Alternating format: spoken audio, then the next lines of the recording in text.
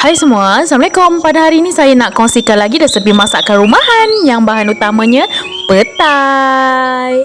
Siapa dekat sini suka makan petai? Saya suka sangat makan petai. Jadi hari ini saya nak buat sambal petai campur ikan bilis. Nah, ini petai yang telah saya kupas.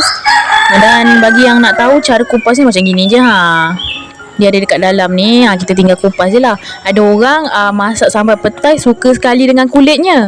Saya suka juga. Tapi untuk hari ni saya nak makan yang jenis yang dah dikupas. Untuk bahan-bahan di sini saya ada bawang merah. Ni bawang merah separuh saya nak kisar, separuh lagi saya nak hiris-hiris. Saya suka kalau buat sambal banyak bawangnya. Kemudian bawang putih diikuti dengan cili kering. Lalu saya ada belacan bagi menambahkan kesedapan masakan. Untuk kuantiti bahan sesuaikan dengan jumlah masakan masing-masing. Lalu di sini saya juga ada ikan bilis. Ni ikan bilis saya nak goreng nanti.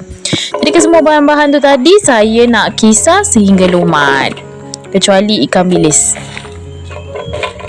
dan petai. Nah, ni jangan lupa tambahkan air bagi memudahkan kita mengisar.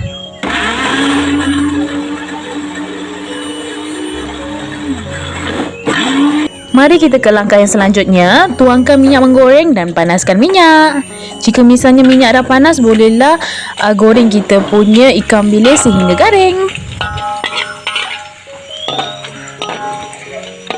Jika misalnya dah garing, boleh angkat dan toskan. Lalu kita sisirkan ke tepi.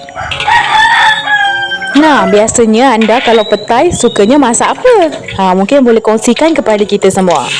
Lanjut, di sini dengan menggunakan minyak yang sama, saya nak tumis bahan-bahan yang telah kita kisar. Kita tumis bahan-bahan tersebut sampai jiran, ciri kanan depan belakang bau dan bahan tumisan pecah minyak. Nah, sambal petai ni paling sedap dimakan dengan nasi yang panas ataupun nasi hangat.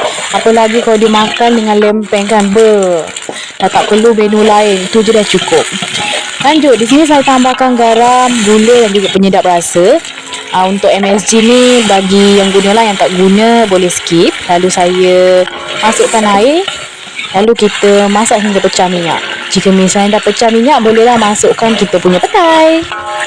Kita masak-masak sebentar. Dah tak perlu tunggu lama. Masukkan hirisan bawang merah.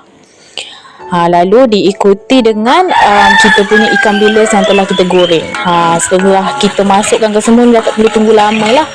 Gaul-gaul, mendidih kuat, lalu siap untuk dihidangkan. Nah, bagaimana menurut anda dengan resipi pada hari ini? Simple sangat, tapi rasanya juga sangatlah sedap. Ni kalau dah makan, confirm bertambah-tambah. Tapi bau dia pun sedap juga kan.